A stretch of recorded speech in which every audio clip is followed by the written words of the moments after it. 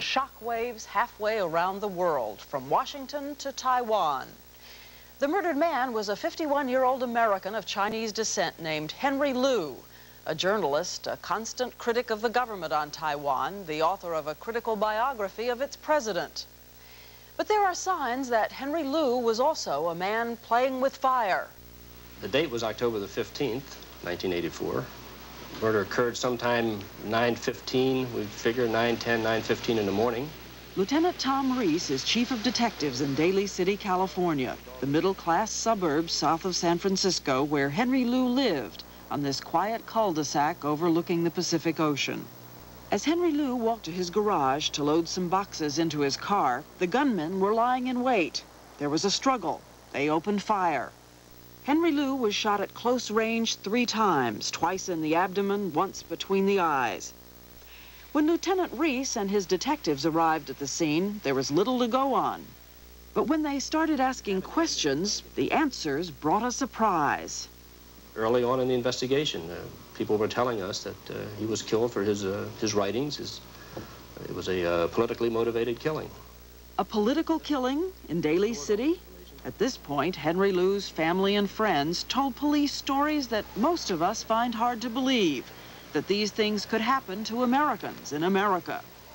They said that a foreign power, the government on Taiwan, had tentacles that reach across the ocean into their neighborhoods. They said Chinese Americans are watched by agents for Taiwan, literally thousands of agents who create fear and intimidation.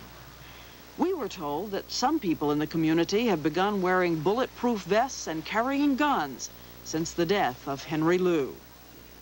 There are 800,000 Americans of Chinese descent in the United States. Henry Liu was one of them. He came to the U.S. from Taiwan 17 years ago. His critical reports about his old government circulated freely among overseas Chinese, but they were banned in Taiwan. This didn't seem to bother Henry Liu. Henry Liu's wife, Helen. Was he afraid? Did he worry? No, not at all. He always often thinks this is America. They wouldn't do anything to him here. His friends say Henry Liu saw himself as a kind of Woodward and Bernstein as he attacked the government on Taiwan, and in particular, its president, Chiang Ching-kuo, as in this biography of Chiang Ching-kuo. In it, Liu says that Chiang was brutal to his enemies and that he was an opportunist. Liu's attacks on the ruler of Taiwan had thrust him into a world of intrigue and danger. According to Mrs. Liu, for many years, the Taiwan government had tried to influence his writings. A year ago, they succeeded, and soon thereafter, money started to arrive, apparently part of a deal between the Taiwan government and its critic, Henry Liu. And he was told that he would get how much money? 20,000. And first they're gonna wire him $8,000, then $3,000 at a time. It was equally divided. So he was going to receive a total of $20,000? Yes. But the last payment never came? No. Why? I don't know. The gunman arrived instead? Yeah, I think so, yeah. The government on Taiwan denied any role in the murder. But the FBI entered the case because they say they knew from the outset there was a possibility of foreign government involvement.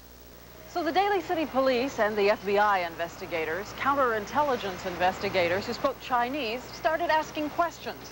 All in all, nearly 200 interviews here in San Francisco's Chinatown, and here in Southern California, in Monterey Park, a city east of Los Angeles. It's a city with a growing Asian population, including a large number of new immigrants from Taiwan. Here in Monterey Park, the Daly City Police followed the trail into a mysterious Chinese underworld. They began to hear about a crime syndicate, a kind of Chinese mafia, called the Bamboo Gang. That was the first I'd heard of them. And what were they? Who were they? Well, the initial information was that they were a Taiwan-based street gang, a little bit larger than your average street gang, supposedly having ties with extortion, prostitution, gambling houses in Taiwan. Reese was told by members of the Chinese American community that this man was the leader of the Taiwan Bamboo Gang. a man named Chen Shi-li, known as the Duck. Reese was told that the Duck had come to the United States with a hit squad to murder Henry Liu. Why would the Duck come to kill Henry Liu? To find out, we went to this restaurant in Monterey Park. Police told us that the owner of the restaurant is a leader of the Bamboo Gang in the United States. His name is Cheng An Lo. He is also known as White Wolf. Tell us about the Bamboo Gang. How many members are there? I think 40,000 to 50,000 people in Taiwan.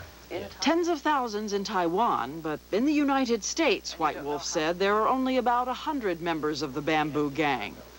White Wolf claims that the members in this country are not involved in illegal activity, but police testified before a presidential organized crime commission that they are. White Wolf described the Bamboo Gang's initiation rite. Each member pricks his finger. Blood is then drained into a glass of alcohol, which everyone drinks. That means I have your blood, you have my blood. He said that to understand the actions of the Bamboo Gang in Taiwan, you must know that the gang has its own brand of fierce patriotism, that although members profit from vice and violence, they live by a moral code, by rules that prohibit disrespect of elders, a rule that prohibits disloyalty. Is there one for not killing? No. He also told us that the Duck is very powerful in Taiwan and has high-level political connections. And then he claimed that a murder of someone in this country almost happened before. You stopped it? Yeah. Here in the United States? In the United States. What kind of people? Who? I promised to, keep a secret. White Wolf did not stop the murder of Henry Liu. He claims he had no prior knowledge of it. He admits that one of the gunmen stayed with him prior to the murder, but he says this gunman, a friend, told him only afterwards that he had been sent to kill Henry Liu because Liu was a traitor and a communist. He said the gunman also told him that he had been sent by the government on Taiwan. His job is to kill communists. So when he went to San Francisco, he thought he did a good job. Why is White Wolf telling us these things? He says it's because the government double-crossed the Duck and the gunman. As it became clear that the Daly City police were about to reveal all they knew about the Duck and the murder, Taiwan authorities launched a massive crackdown on the Bamboo Gang, arresting 1,000 gangsters, including their leader, the Duck. The authorities on Taiwan said the Duck confessed to planning the murder, but they refused to send the Duck back to the U.S. to stand trial. So at this point, the Daly City police knew who had pulled the trigger and who had planned the murder, but they didn't know the motive and they had no one to prosecute. The investigation of Henry Liu's murder appeared to be at an impasse.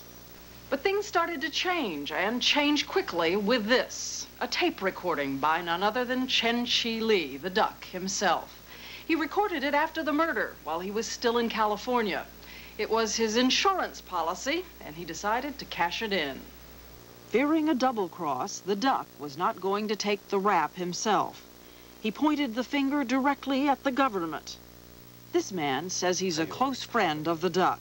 He agreed to join our interview if we would conceal his identity.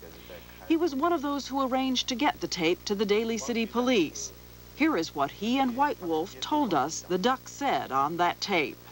录音带里面是说84年8月14号 The Duck said that 2 months before the murder, he got the order to kill Henry Liu from this man, Admiral Wang, Taiwan's director of military intelligence. The Duck says on the tape that he was told Henry Liu was a traitor to the government on Taiwan. The Duck said he had a 10-day training session for the murder, and then he went so far as to give details on how the murder was carried out. Our law enforcement sources confirm that these statements are on the tape made by the Duck. The news of the tape rocked the government on Taiwan and led them to make a stunning announcement. 2 high-level intelligence officers were arrested for involvement in the assassination of Henry Liu. And Admiral Wang, the head of military intelligence, the admiral who was named by the Duck on that tape, was dismissed from his job and detained. But the 2 men we talked to insist that the trail doesn't stop with the admiral.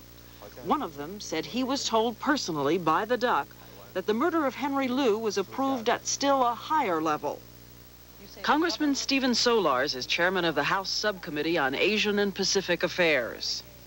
Henry Liu was not just killed by some members of the Bamboo Gang who got it into their heads for their own purposes to blow him away.